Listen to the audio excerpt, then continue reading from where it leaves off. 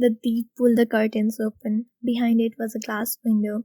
Through the window, Baba Ayub looked down on an enormous garden. Lines of cypress trees bordered the garden, the ground at their base filled with flowers of all colors. There were pools made of blue tiles and marble terraces and lush green lawns. Baba Ayub saw beautifully sculpted houses and water fountains gurgling in the shade of pomegranate tree. In 3 lifetimes he could not have imagined a place so beautiful. But what truly brought Baba Ayub to his knees was the sight of children running and playing happily in the garden.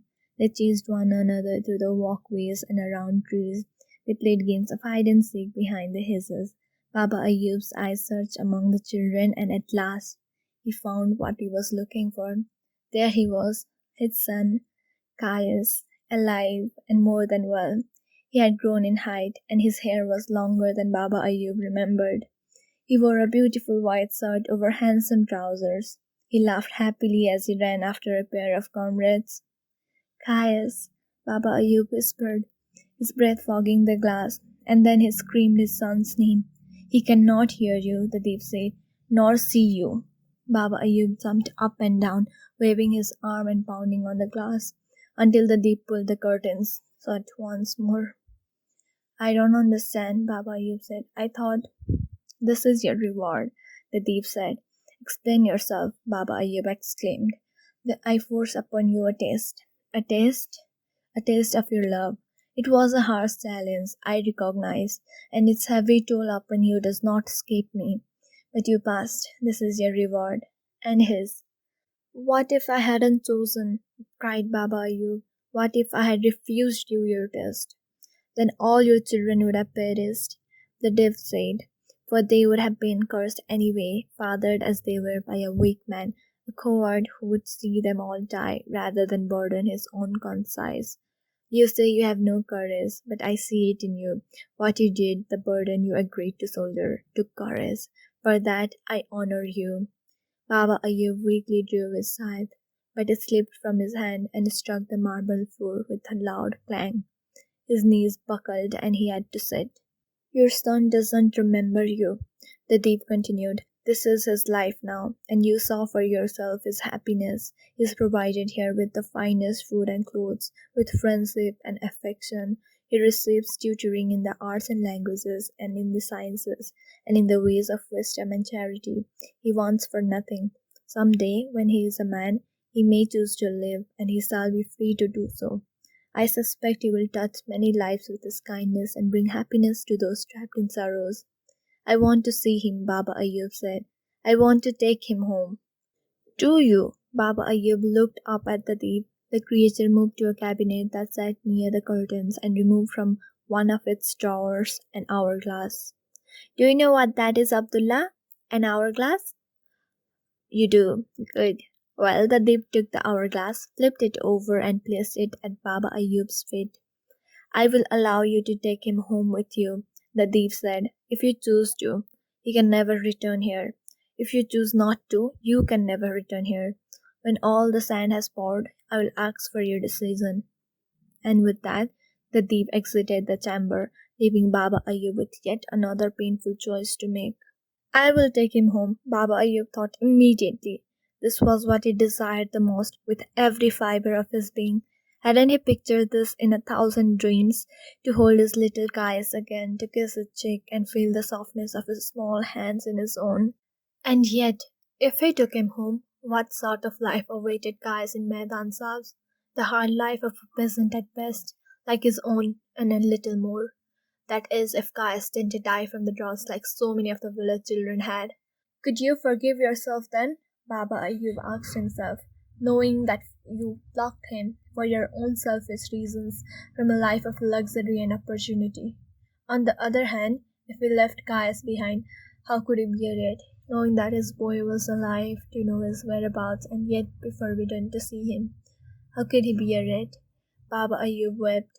He grew so despondent that he lifted the hourglass and hurled it at the wall, where it crashed into 1,000 pieces and its fine sand spilled all over the floor.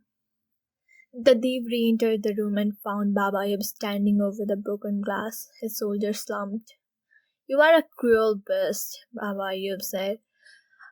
When you have lived as long as I have, the Dev replied, you find that cruelty and benevolence are but shades of the same color. Have you made your choice? Baba Ayub dried his tears, picked up his scythe, and tied it around his waist. He slowly walked toward the door. His head hung low. You are a good father, the Dev said as Baba Ayub passed him by.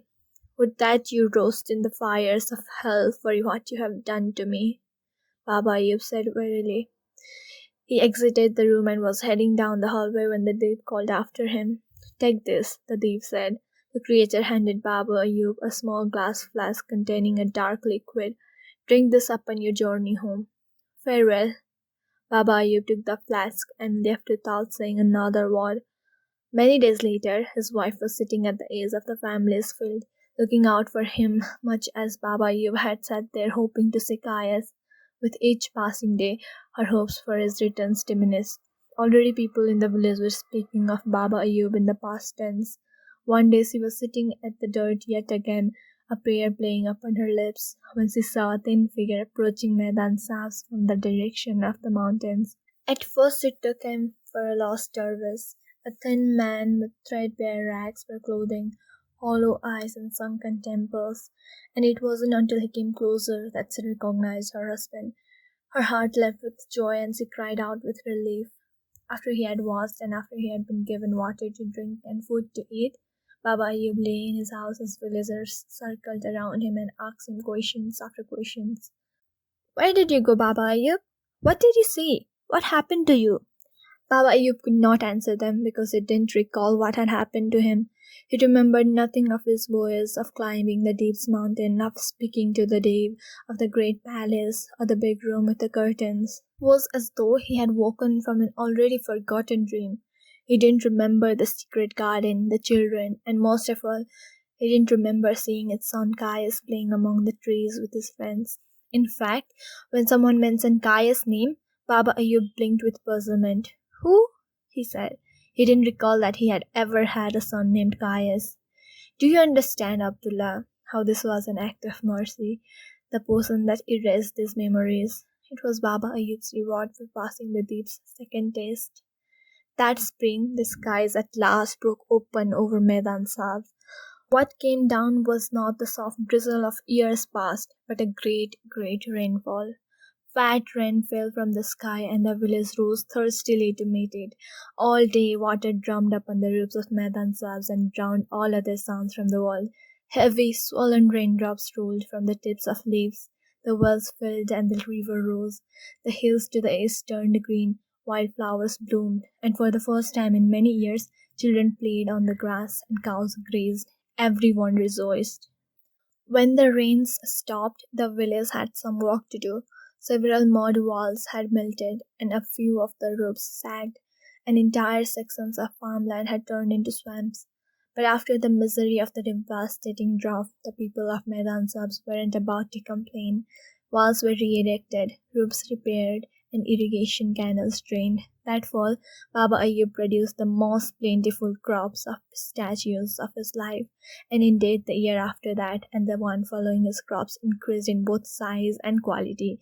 In the great cities where he sold his goods, Baba Ayub sat proudly behind pyramids of his pistachios and beamed like the happiest man who walked the earth. No drought ever came to Maidan Sabs again. There is little more to say, Abdullah. You may ask though, did a young handsome man riding a horse ever pass through the village on his way to great adventures? Did he perhaps stop for a drink of water, of which the village had plenty now? And did he sit to bake bread with the villagers, perhaps with Baba Ayub himself? I can't tell you, boy. What I can say is that Baba Ayub grew to be a very old man indeed. I can tell you that he saw children married, as he had always wished. And I can say that the children of Baba Ayub bore him many other children, every one of whom brought Baba Ayub great happiness. And I can also tell you that some nights, for no particular reason, Baba Ayub could not sleep. Though he was a very old man now, still had the use of his leg, so long as he held a can. And so, on those sleepless nights, he slipped from his bed without waking his wife, fetched his cane, and left the house. He walked in the dark, his cane tapping up before him, the night breeze stroking his face. There was a flat rock at the edge of his field, and he lowered himself upon it. He often sat there for an hour or more, gazing up at the stars, the clouds floating past the moon. He thought about his long life and gave thanks for all the bounty and joy that he had been given. To want more, to wish for yet more, he knew it would be petty. He sighed happily and listened to the wind sweeping down from the mountains, to the chirping of night birds. But every once in a while he thought he heard another noise among these. It was always the same, the high-paced jingle of a bell. He didn't understand why he should hear such a noise, alone in the dark, all the sheep and goats sleeping. Sometimes he told himself he had heard no such thing, and sometimes he was so convinced to the contrary that he called upon the darkness. Is someone out there? Who is there? Show yourself. But no reply ever came. Baba Yub didn't understand, just as he didn't understand why a wave of something like the tail end of a sad dream, always swept through him whenever he heard the jingling, surprising him each time like an unexpected gust of wind. But then it passed, as all the things do. It passed. So there it is, boy. That's the end of it. I have nothing more to say, and now it really is late and I am tired, and your sister and I have to wake up at dawn. So blow out your candle, lay your head down, and close your eyes. Sleep well, boy. We will say our goodbyes in the morning.